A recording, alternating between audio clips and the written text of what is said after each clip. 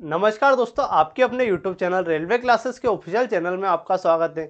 मैं दिलीप राठौर आपके लिए लेकर आया हूं एक ऐसी स्ट्रेटेजी क्या है। एमपी पुलिस जो कांस्टेबल की नोटिफिकेशन आउट हो चुका है, तो इसमें मैंने 2 बार क्वालिफाई किया हुआ है।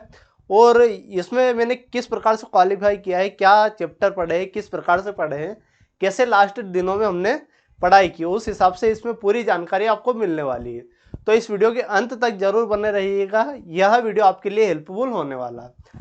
आइए देखते हैं। तो भाई मास्टर प्लान होने वाला है। मैंने भाई 2 बार क्वालिफाई किया है किस एमपी पुलिस में, बाकी अदर एग्जाम में भी क्वालिफाई किया है, वो भी इस वीडियो में आपको देखने को मिलेगा। ठीक है, अंतिम 45 दिनों में आपको क्या करना है ये सभी अपन बात करेंगे। तो सबसे पहले मैं बता देता हूँ मैंने किस किस एग्जाम में क्वालिफाई किया है। आपको भरोसा अगर नहीं है तो एक बार बता देता हूँ। तो ये किसमें, ये आपका दिख रहा है किसका, एसएससी सीपीयू। किसका भाई साहब, ये जो है आपका नोटिफिकेशन किसका है, ये एसएससी सीपीयू का। ठीक है, एसएससी सीपीयू बोले तो दिल्ली पुलिस या सेंट्रल एग्जाम की एसआई होती है। ठीक है, दिल्ली एसआई, तो उसका ये भी किसका भाई, दिल्ली जो एसआई का, दिल्ली एसआई भी मैंने 2 बार क्वालिफाई की है। आगे देखते हैं। तो अगला क्या, ये आरआरबी एनटीपीसी का किसका भाई साहब, ये होने वाला आपका आरआरबी एनटीपीसी का। ठीक है, तो आरआरबी एनटीपीसी भी क्वालिफाई है। बाकी जो आरपीएफ एसआई की अभी हाल ही में हुई थी उसको क्वालिफाई किया हुआ, उसका लाना भूल गया, लेकिन क्या है वो भी क्वालिफाई की। ये किसकी भाई साहब, ये आप देख पा रहे हो आरक्षक वर्ग में द्वितीय चरण के लिए आरक्षित कौन, ये मेरा नाम है, ये एमपी पुलिस का ही है। ठीक है, ये एमपी पुलिस का जो अभी लास्ट ईयर हुई थी उसी का ये है, तो ये आप देख पा रहे हैं। ठीक है, तो ये क्वालिफाई के बता दिए। अब आपको क्या करना है वो उस पर बात करते हैं। ठीक है, तो वो बताने के पहले एक लाइन आपके लिए, क्या, जितना बड़ा संघर्ष होगा जीत भी उतनी शानदार होगी। ये स्वामी विवेकानंद जी की लाइन है और बहुत ही महत्वपूर्ण लाइन है कि आपको क्या संघर्ष करते रहना है, आपको जो सफलता है निश्चित रूप से मिलेगी। तो ये बात थी।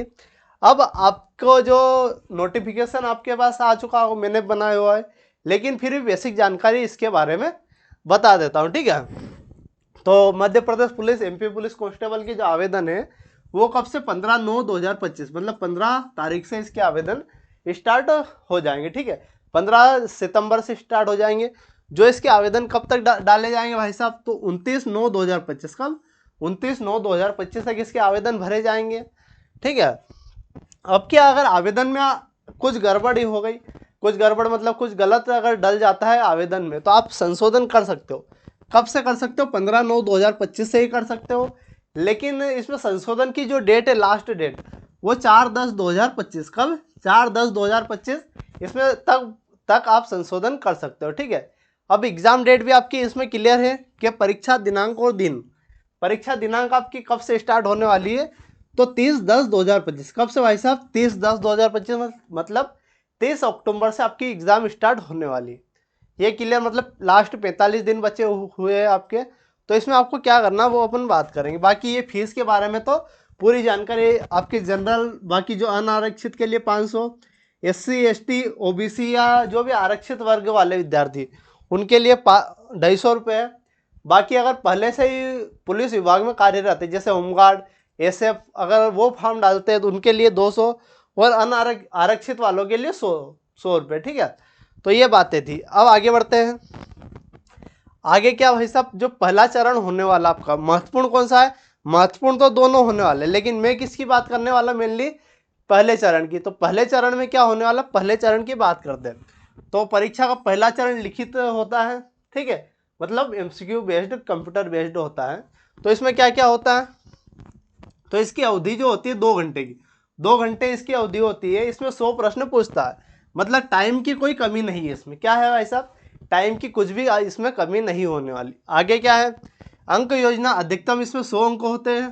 ठीक है, राइट अगर सही आपने किया तो उसका 1 अंक मिलता है, राइट अंक मतलब 1 आपका मिलता है। ठीक है, नेगेटिव मार्किंग नहीं होती। बाकी सब्जेक्ट क्या क्या है, 40 अंक सामान्य ज्ञान और तार्किक ज्ञान, 30 अंक बौद्धिक क्षमता और मानसिक अभिरुचि, और 30 विज्ञान और सरल अंक गणित।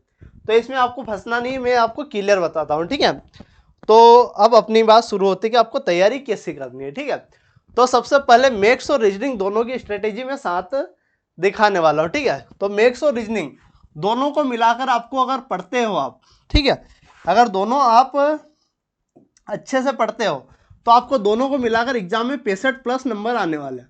दोनों को मिलाकर कितने क्वेश्चन आने वाले हैं? मैथ्स और रीजनिंग को अगर मिलाते हो तो 65+ तो मैथ्स और रीजनिंग के आते हैं, बाकी जो बचे आपके कितने?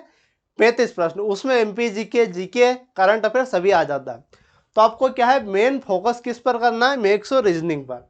इससे आपका सिलेक्शन होने वाला है, ठीक है।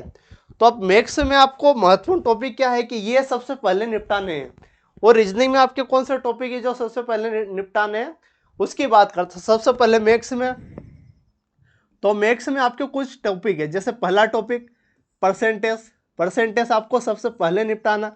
दूसरा टॉपिक क्या है भाई साहब? रेशो। कौन सा? रेशो बोले तो अनुपात, समानुपात, ठीक है। तीसरा टॉपिक आपको ध्यान देना है लाभ हानि। तीसरा टॉपिक क्या भाई साहब? लाभ और हानि। लाभ, जितने भी टॉपिक मैं बता रहा हूँ वो सबसे पहले करने हैं, क्योंकि ये जो है बेसिक होते हैं और ज़्यादातर वेटेज इन्हीं आपके चैप्टर से होने वाला है, ठीक है। तो ये हो चुका है। अगला जो होने वाला वो औसत। अगला क्या है? एवरेज, औसत। तो औसत भी आपको करना है। और कौन सा आपका? ये हो चुका है ना, परसेंटेज, रेशो, लाभ हानि, औसत हो चुका है। अब आपका 2D और 3D मतलब क्षेत्रमिति। क्षेत्रमिति के भी क्वेश्चन आते हैं, तो क्षेत्रमिति भी आपको करना है।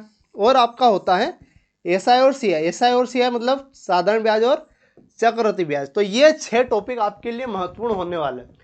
मतलब सबसे पहले अगर आप तैयारी करते हो तो ये 6 टॉपिक आपके क्लियर होने चाहिए, इसके बाद आप अगले टॉपिक करिए, ठीक है।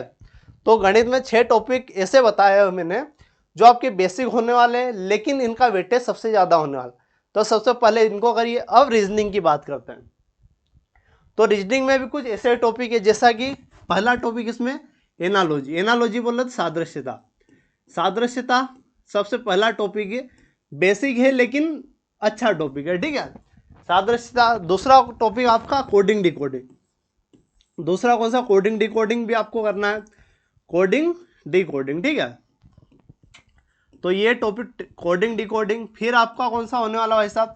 तीसरा टॉपिक आपको करना चाहिए रक्त संबंध, बोले तो ब्लड रिलेशनशिप, ठीक है, ब्लड रिलेशनशिप। और अभी हाल ही में एक आबकारी विभाग में परीक्षा हो रही है, एमपी आबकारी आरक्षक की, उसमें आपका एक टॉपिक पूछ रहा है तर्क शक्ति से संबंधित। कौन सा? तो तर्क वाला भी आपको एक ऐड कर लेना है, क्योंकि पिछली बार तो नहीं पूछा था, लेकिन इस बार एपटेक ले रही है एग्जाम, तो तर्क शक्ति आपको, जो तर्क शक्ति मतलब कंडीशन दे देगा। कैसी कंडीशन दे देगा कि आप मान लीजिए पुलिस आरक्षक के आपके सामने एक्सीडेंट हो चुका है, तो आप उस कंडीशन में क्या करोगे, इस प्रकार के आपके क्वेश्चन बनेंगे। तो आप सबसे पहले क्या करोगे, ऐसे तर्क शक्ति वाले क्वेश्चन आपके आने वाले हैं। और पांचवा टॉपिक अगर देखें तो आप आकृति वाले। कौन से? आकृति वाले की प्रैक्टिस भी अभी से स्टार्ट कर लीजिए, क्योंकि आकृति वाले आपके ऐसे क्वेश्चन हैं जो आपसे बनते हैं और डायरेक्टली बनते हैं, ठीक है, आकृति। और आपका एक सीरीज, एक इसमें भी 6 टॉपिक बताने वाला हूँ। एक कौन सा होने वाला? सीरीज, बोलो श्रृंखला। श्रृंखला में 2 प्रकार की श्रृंखला आपको करनी है, एक तो नंबर वाली, नंबर वाले मतलब 1 2 3, और एबीसी वाली, ठीक है, एक अल्फाबेटिक और नंबरिक सीरीज वाली।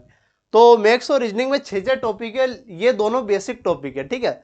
दोनों कौन से? ये 6 टॉपिक बेसिक होने वाले हैं और ये आपको नंबर दिलाने वाले टॉपिक है, ठीक है। अगर ये आप कर लेते हो मैथ्स और रीजनिंग में तो आपको अच्छा स्कोर होने वाला है। इसके बाद आपको सभी टॉपिक करने हैं, सभी टॉपिक और सभी सिलेबस तो अपन डिस्कस कर चुके हैं, ठीक है। अब आपको क्या है, जीके की बात करते हैं। किसकी? जीके। तो जीके करंट अफेयर हो जाए आपका एक एमपी जीके। एमपी जीके कौन सा? एमपी जीके, ठीक है। तो जीके करंट अफेयर और एमपी जीके की बात कर रहे हैं। इसमें आपको क्या करना है भाई साहब? तो इसमें आपको बेसिक से तो पढ़ना नहीं है, क्योंकि 45 दिन है। इसमें आपको सिर्फ इतना सा करना है कि पीवाईक्यू करने। क्या करने हैं? Previous year paper, PYQ. अब पीवाईक्यू किस किस के करने हैं उस पर विशेष ध्यान देना। तो सबसे पहले पीआईक्यू तो आपको एमपी पुलिस के करने। किसके? एमपी पुलिस के जितने भी पेपर हुए पिछले साल, ठीक है, एमपी पुलिस के पेपर करने हैं। अभी आबकारी के हो रहे हैं। किसके हो रहे हैं? आबकारी के अभी एग्जाम जो हो रही है उसके करने हैं।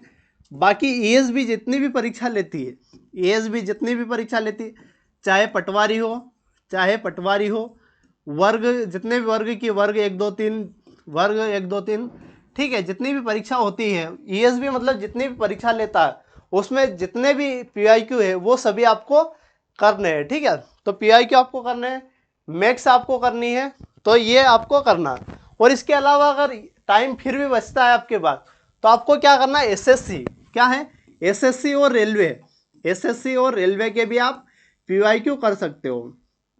ठीक है, तो अगर ईएसबी से अगर आपको टाइम बचता है जितना मैंने बताया, इसके अलावा अगर आपके पास टाइम बचता है तो आप एसएससी के पीआईक्यू कर सकते हो और रेलवे के भी कर सकते हो, जिससे आपकी क्या प्रैक्टिस अच्छी होने वाली है।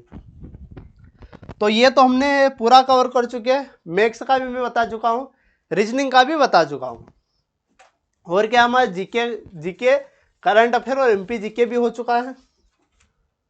ठीक है भाई साहब, तो ये हमारी क्या थी, फुल स्ट्रेटेजी थी। तो इसके बारे में आपको कैसी क्या वीडियो लगी, अगर वीडियो अच्छी लगी हो आपको तो वीडियो को लाइक कीजिएगा और चैनल को सब्सक्राइब कीजिएगा। मिलते हैं अगले वीडियो में, धन्यवाद।